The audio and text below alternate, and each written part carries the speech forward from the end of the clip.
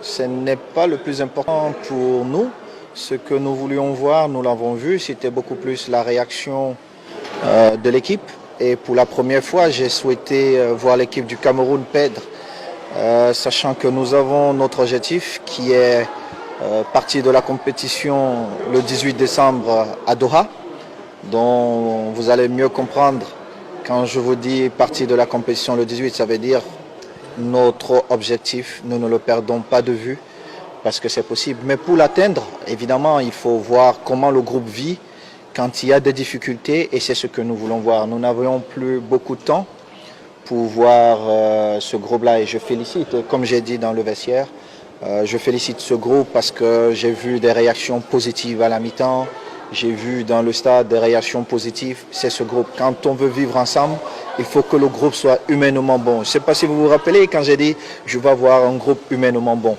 Et évidemment, il y a aussi la fatigue. Moi-même, je suis arrivé hier avec une partie des joueurs, tout ça. Et je pense que le 27, nous aurons une très très belle équipe du Cameroun, bien reposée. Et nous allons chercher d'autres enseignements de ce match-là.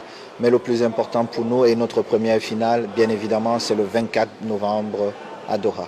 Après cette fenêtre FIFA, la rentrée en stage prochaine des Lions qui aboutira à un Coupe du Monde peut être où et quand? Laissez le sélectionneur vous donner le programme. Nous sommes encore là et je pense que le plus important, c'est le match du 27 qui se présente à nous. Et après ce match, vous aurez le programme pour la suite. Mais comme toujours, vous savez que le sélectionneur est à disposition et il le fera très bien. Alors votre secret, ça a été quoi, Monsieur le Président? Convaincre ces enfants à revenir jouer pour leur pays. Ça n'a pas été facile avant, mais vous avez réussi ça.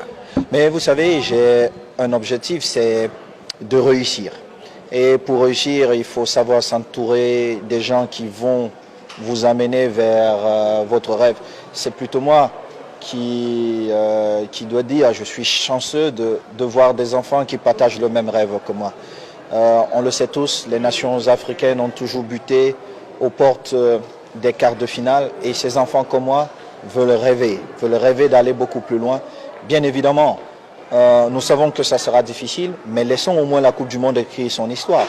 Nous-mêmes, ne nous privons pas, ne nous fermons pas des portes en disant ben, nous allons juste là-bas, passer, je sais pas, 10-15 jours et revenir au Cameroun. Et avec ce discours, j'ai touché ces joueurs et je suis heureux de voir tous ces garçons servir notre beau pays, le Cameroun. Et j'espère que les dieux du football qui accompagnent souvent les résultats seront des nôtres et puis et nous essaierons de faire notre job avec tout l'espoir possible d'aller au deuxième tour et puis continuer la compétition. Mais au moins je vous rassure d'une chose, cette équipe partira de Yaoundé avec le rêve, comme toutes les autres nations, à les gagner. Après, la Coupe du Monde écrira son histoire. Merci beaucoup, Président, et félicitations.